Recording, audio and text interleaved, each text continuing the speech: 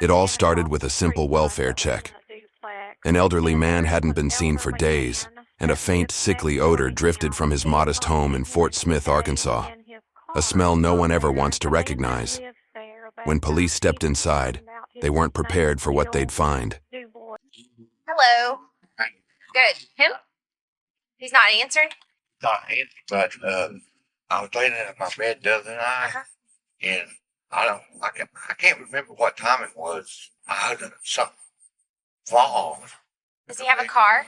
Yeah, a car, but Where's his car? his car's been gone for 2 or 3 days. Well, maybe he's gone. Okay. He would told us. Okay. He would told us. Okay.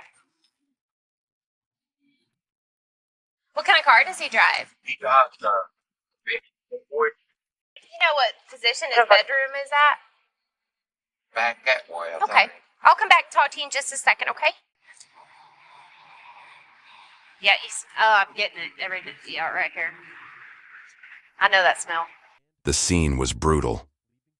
William Bill DeVoy, a 72-year-old retired teacher, Army veteran, and beloved neighbor, was beaten to death in the one place he should have felt safe, his own home. But this wasn't just a random act of violence. No, this was something darker. As investigators peeled back the layers, they uncovered a twisted web of betrayal and lies. And at the center of it all, not a career criminal, not some shadowy figure lurking in the dark. It was a young woman, calm, cold, indifferent, driving Bill's car like nothing had happened, hiding in plain sight. Today, on 22 Crime, we're unraveling the chilling case of Taylor Elkins, a story of deceit, manipulation, and a murder that rocked Fort Smith to its core.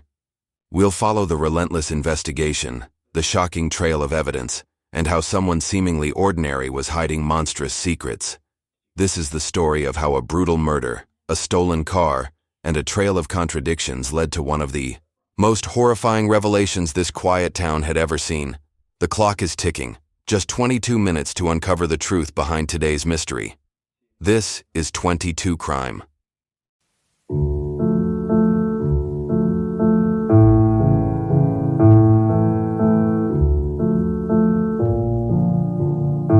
Audio Jungle.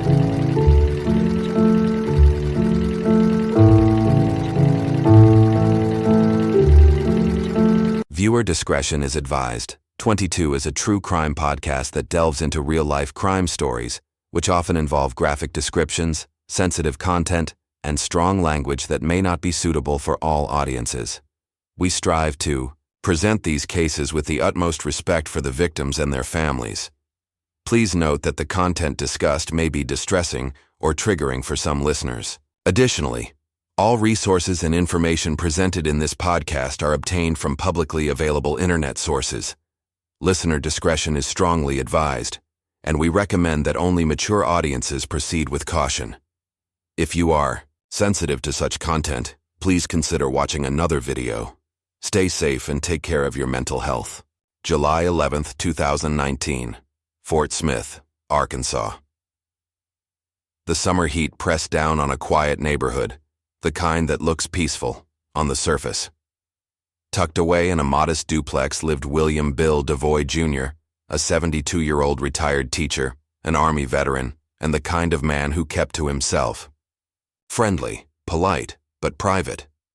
For days, no one had seen him. A neighbor, Denton Stringer, grew uneasy. He remembered something, a sound that had been gnawing at the back of his mind, a loud, heavy thud echoing from Bill's apartment a few nights before. It wasn't the usual creak of an old building settling. It was different, ominous. Add to that the fact that Bill's car, a red Ford Focus, had vanished from its usual spot. Denton picked up the phone and called the police. Officer Hendrick responded to the call. At first glance, everything seemed normal. The front door was locked, no shattered glass, no broken locks, no signs of forced entry. But as Hendrick approached the door, something stopped her cold. A smell, faint but undeniable, seeped through the cracks.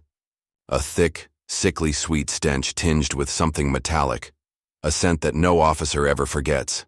Death was waiting on the other side. Still, protocol was protocol. There wasn't enough to force entry. Not yet. Hendrick canvassed the neighborhood, speaking with Denton and other residents. Their stories painted a picture far more disturbing than the quiet street suggested. Strange noises in the night, Bill's sudden disappearance, and whispers of tension, petty arguments, odd behavior, things that didn't make sense. Okay, so the neighbor over there says that that man sometimes comes over and talks with y'all. He does, ma'am. When's the last time you saw him or his car? That's what she just said. I have not seen it in probably 2 days, but That's what he's saying. I'm not for sure when the last time that I know it's been 2 days that it has not Okay. been out there. Yeah, the next people next door, we've had some problems. I mean, not us necessarily, but they fight Right. out there. But Bill's always been really great. Right. To watch our place. Okay. The guy and the neighbor, there's some. I mean, he come over here to call Bill's number, like a 1-800 number, and listen, I called the police on the other side because of the women out there fighting and everything, screaming from the kids. So On yeah. his side? Yes, Okay. yes. So I've said if anybody did anything, it would be them. I mean, that's exactly, I shouldn't even say that.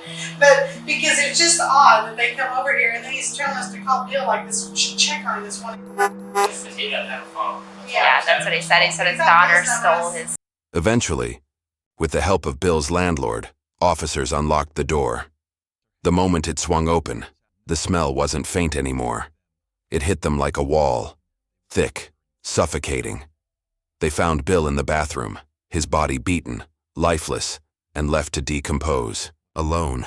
The scene was chaos, drawers yanked open, belongings scattered, as if someone had been searching for something or trying to make it look that way. At first glance, it seemed like a robbery gone wrong, but something didn't add up. There were no signs of forced entry. The front door locked from the outside, and Bill's car gone. No trace. Whoever did this wasn't a stranger passing through. They knew Bill. They had a key. They knew how to walk right in and how to lock the door behind them when they left. And they weren't done hiding. The discovery of William Bill DeVoy Jr.'s body sent shockwaves through the Fort Smith Police Department. This wasn't just a tragic death. It was a brutal crime scene wrapped in contradictions. Nothing made sense. The first puzzle? The front door, locked from the outside. No signs of forced entry. It suggested something far more chilling than a random break-in. Either the killer had a key, or Bill had opened the door willingly, to someone he trusted. Officers started where most investigations do, with the people closest to the victim, neighbors. The man who'd called 911, Denton Stringer, seemed like just another concerned bystander. But as Officer Hendrick dug deeper, Denton's story started to unravel. His timeline, vague, his demeanor, oddly casual for someone whose neighbor had just been murdered a few feet away. And then, there was Denton's daughter. Neighbors whispered about frequent arguments, loud fights spilling into the streets. Petty drama with a dark edge. Something Bill had apparently noticed more than once. But that wasn't the only clue. Bill's car, a red Ford Focus, wasn't just missing. It had vanished. But this wasn't the 90s. There was no need for flyers or waiting on sightings. Bill's family dropped a game-changing detail. That's his son. That's his son. 10-4. There's a Every little, unit out here, please. Black box in the tracker, yeah. Did he say where it went, where the car's at? Mom does that with her cars. He says there is a track, but it's not at his mom's house. Mom does it with her cars too. But the car's not at the mom's house. No. According to the Sun, The car had a GPS tracker connected to an app on his wife's phone. It took officers hours, not days, to find it. The red Ford Focus was parked outside a small house on the outskirts of Fort Smith. Nothing fancy, just sitting there like it belonged. And behind the wheel, a young woman named Taylor Elkins. Taylor wasn't just some random car thief. She was linked to the neighborhood. People had seen her around before, lingering near Bill's apartment. When officers approached her, her reaction wasn't fear, guilt, or even confusion. It was indifference. "I don't know whose car this is. I borrowed it from a friend." No panic, no emotion. You get the car. No, I already told him. You tell me. I do. Okay, one more. It's just like a friend. I said, a friend let me park. Who's the Look, friend? It was named Sean, but I don't know his last name. White or black? He's white. Where'd you put the keys to the car? I told him. Well, you told him, not me. Oh my goodness, I just told you when I was going back to where I was trying to leave. Okay. I was trying to leave, but No concern that she was literally sitting in the car of a man who'd been brutally murdered. Taylor's attitude didn't just raise red flags, it set off alarms. She was arrested on the spot for felony theft. But officers knew the stolen car was only the beginning. They had a dead man, a missing vehicle, and now a suspect whose story was stitched together with lies. As Taylor sat in an interrogation room, her silence spoke louder than her words. Officers dug into her background, peeling back layers of petty crimes, prior arrests, and a pattern of reckless behavior. And then, they found it. The connection that tied everything together. Taylor wasn't just a face in the crowd. She wasn't some random drifter. She was Denton Stringer's granddaughter. The same Denton who called 911. The same Denton whose story didn't add up. And with that revelation, the investigation took a sharp, dark turn. When investigators discovered that Taylor Elkins was the granddaughter of Denton Stringer, the very neighbor who'd called in the welfare check, the case didn't just shift. It cracked wide open. This wasn't a random theft. This wasn't a burglary gone wrong. This was personal. There were layers here, family ties twisted with hidden motives, and a trail of lies just waiting to unravel. Taylor sat in the interrogation room, slouched back, her face a blank canvas, eyes dull with defiance. Officers watched her closely, firing off simple questions designed to probe, to peel back her defenses. How are you? Good, bit better? All right, Taylor, so you know why you're down here, right? Yeah. Well, why are you down here? Supposedly the car was stolen. I don't know. I had it in my, well, I didn't have it in my, custody. Well, I don't know how to say it. It wasn't in my property. I wasn't in the car or nothing like that, but it was stolen and everybody pointed their fingers at me. And I mean, I admitted to driving it, so yeah. Okay. And where did you get it from? This dude named Sean. Sean who? I don't know his last name. I don't know his last name. I say hey to him basically. He's just a friend. Like he does drugs, you know. So I mean, I don't know everybody's last name. You been arrested lately? Yeah. When's the last time you were arrested? Last week. That's when week? I got my kids taken. Okay. It was Miller and this other guy. And when you bonded out? I got which one? Okay, what address did you use when you bonded out? It's Windsor. You sure? Where's my grandpa's? Who's your grandpa? Denton. Denton. Stringer. See, that's why I'm bonded out too. Oh, okay. Yeah, I'm bonded. Did he bond you out? No. Oh, okay. No. Where's his address? He can afford it. 1800. 1800 what? Greenwood Avenue. Okay, when's the last time prior to that you were over there? 2 days ago. And what were you doing over there then? My grandpa. Okay. I haven't bonded out. I just chill over there. Just chill over there? Yeah. About the guy that lives right next door to him, you know him? Yes. Who's that? His name's Bill. Bill what? I don't know. Oh. I don't know people's last names. Oh. Yeah. How old's Bill? Yeah. Oh, I don't know. When's the last time you seen Bill? I don't know. I don't know. He works the other day. So this car you've been riding around in, whose car is that? I don't know. You never seen that car before? I've seen it. Where? There. Where? Oh my. Where, Taylor? Oh my God. Where, Taylor? There. That's his car.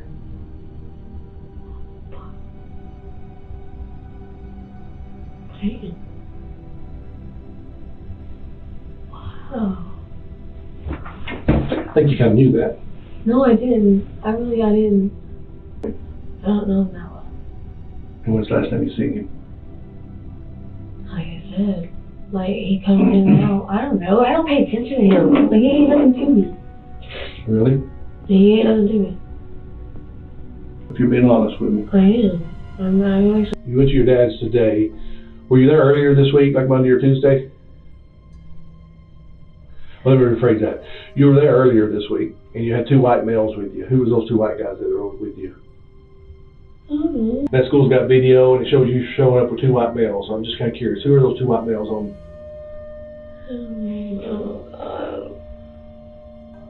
I don't even remember what else it was. You know? So, you don't believe that's Bill's car? I mean, if it is, that's a fucking amazing. Do you know why that's Bill's car? Why? Because he's dead. They beat him to death. And you're driving the car from a man who's been beat to death. Oh. And I don't know that you ain't got something to do with it. And you want to play tough girl with me, and let me tell you, this is not going to work out for you real good. He's been beat to death. No. You think I'm lying? You think? Why the hell do you think I'm here? You know why I'm here? Do you know what my title is? Homicide. Hey, it's got real. You talk about losing your girls. You're fixing to lose them for a lifetime. You do anything though. You know what? You're knee deep in this shit right now. This is just got real. You better start coming clean with what you know. I told you. I'm just letting you know. Here's where we're at, Taylor. I'm gonna be honest with you. This can go either really good for Taylor, or this can go really bad for Taylor, because I can promise you I'm really good at what I do. If I can catch you in a lie, and if you lie to me, I will put you in prison for the rest of your little life. Just know, I'm giving you an opportunity right now. Okay, I'm telling you. Okay, tell me. I told you. I'm telling you. Like, bro. Let me ask you this. If you had to get Sean right now, where would you go get him at? What?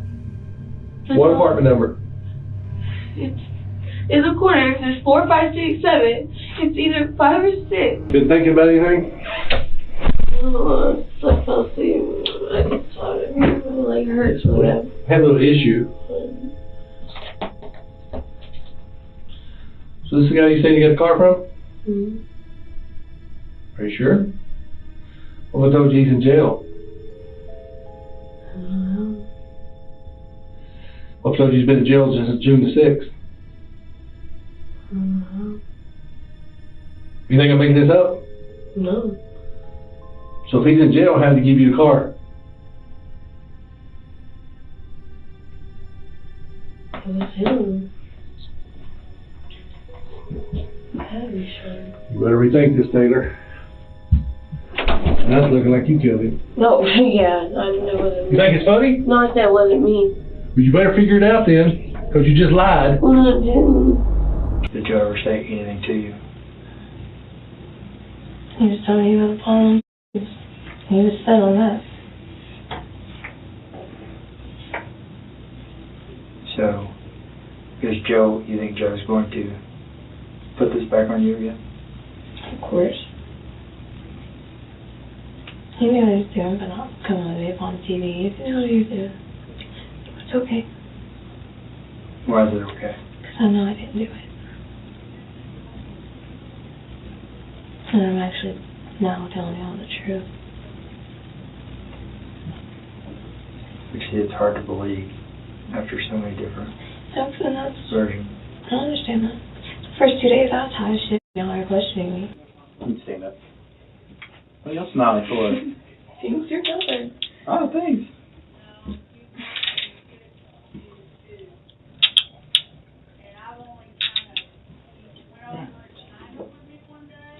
Here's the paper. Just start from the beginning. Whatever you told us in the past, we're not going to even bring it up. Just tell us from the beginning what happened and exactly the truth, the way it happened, okay? Joe came over that night. That's when he asked me where my sugar daddy lived and all that. That was true. I told him, he pointed at my uncle and said, no, that's where my uncle is. And I told him where he lived. And, he told me that, he asked me what he had in the house, and I told him that he didn't have shit. Like, he didn't have nothing to even do anything with. And then he told me that he's like, will you knock on the door? I knocked on the door. And then he went in, I left. That's when I went to McDonald's. And I came back. He told me he took care of it. And I didn't kill him, though. I didn't do nothing like that. Let's tell him one truth, though. I did not kill that man. I'm not a killer. I'm so far from a killer out there. I'm just a drug addict. That's it. I had the keys. Yeah, that was the truth. He really he let me borrow his car. He really did. And I had the keys. Joe knew about it, but like, I don't know why the door would be locked unless he locked it. Did you have the keys in your possession? I had the car keys. Yeah. How do you? I don't know how the deadbolt was locked because I didn't lock it. Did Joe ever have the key? Then unlocked the car, but that was it. That was it. He unlocked the car with the TVs in it. That's it. Is concerning is the fact that Bill does have hair in his hand. Okay. And we had a detective down there during his autopsy who states that the hair is the same color as yours. Okay. And Joe doesn't have any hair. So where would that come from? Because I didn't see him afterwards. That's for sure. That's why I gave a hair sample. So I'm up on the eyeball. Yeah, that's why I gave a hair sample because I didn't. Taylor Elkins finally confessed, not to detectives but to a fellow inmate. She admitted she went to Bill DeVoy's house that night, pretending to need help. But when Bill didn't have what she wanted, something snapped. In a drug-fueled rage, she grabbed a hammer and attacked him. Her confession was the final piece of the puzzle, but the forensic evidence had already told the story. Bill's blood on items linked to Taylor and his hand clutching a strand of her hair. Taylor was sentenced to 40 years in prison, with the possibility of parole in 2059. That's the case of William Bill DeVoy, a man who served his country, lived a quiet life, and ultimately lost it in the most brutal way imaginable at the hands of someone he knew. But was this a case of cold-blooded murder driven by greed and rage, or the tragic result of a life spiraling out of control? The verdict is in, but the questions linger. What do you think? Let us know in the comments and join the conversation. If you enjoyed this episode, don't forget to like, subscribe, and hit the join button on YouTube if you'd like to support us. Every click helps us bring you more deep dives into the most twisted cases. Want more? You can find all the show notes, plus extra materials that didn't make it into the script, on our website at 22crime.com. Until next time, stay safe, stay aware, and remember, sometimes the most dangerous monsters aren't strangers in the dark. They're the ones living right next door.